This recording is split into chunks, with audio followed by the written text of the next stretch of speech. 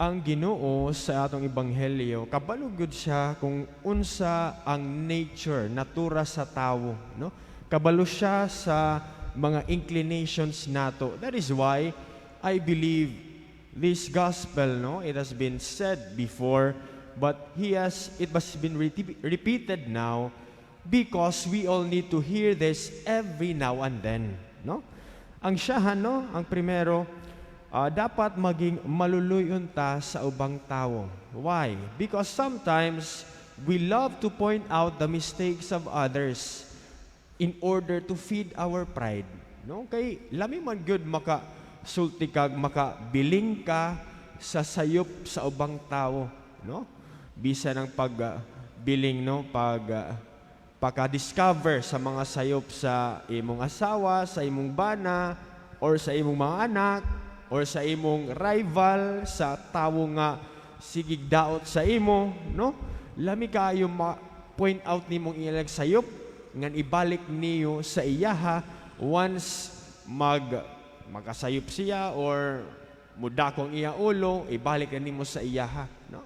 Pointing out the mistakes of others is feeding our own ego and our pride, no? That is why we have to lessen it out. Instead of pointing out others' mistakes, point out our mistakes, no?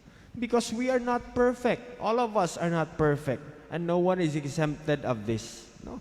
Kitang tanan magsayop gyud ta ngan we have no right to even point out their mistakes, but rather mas maayo i-point out nato ang atong mga sayop para kita magbag-o for the better. Ikaduha, we have to forgive others as God is a forgiving God. Sala. Bisan pabalik-balik na lang atong sala, ang Ginoo dali lang yun makapasaylo, dili la siya makapasaylo, mga limot pagod siya. Kalimtan dayon niya ang atong sala. Pero kitang mga tao, unsa man, lisod na nga ni makapasaylo, dili pa mga limot sa sala nga nabuhat sa ato, no? And that is our inclination. Today we are being reminded, no, to be forgiving as our Heavenly Father is easily forgiving, no? And lastly, we have to stop judging others, no?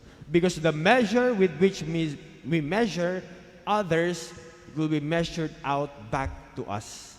We have to stop being judgmental, no? Ingon ko pa man kanina, kitang tanan why perfecto dili sa kalibutan, no? All of us are imperfect. All of us are sinners in the eyes of God, no? Without exemption, including me. Ako gihapon, naatay mga sayop, naatay point nga makasalagyud ta, mahulog ta sa temptasyon, pero we have no right to judge others as mao na gyud ka ana, no? Dili ka na magbag-o, no? Kung sige kag pamakak, you are truly a liar. Ginagod ka magbag-o, no? Mga igsoon ko ni Kristo, we have to stop judging others kay base ng Ginoo mao gihapon ang pag-judge sa atoa. Kung dali na ta mag-judge in an absolute sense nga mao na gyud ka, di ka na magbag-o, what if God will judge us as the same way? What would happen to all of us? Why bisan usa sa ato ang makasulod sa langit? That is why we should be thankful and we should be happy that the Lord does not think and does not have a heart the same as man.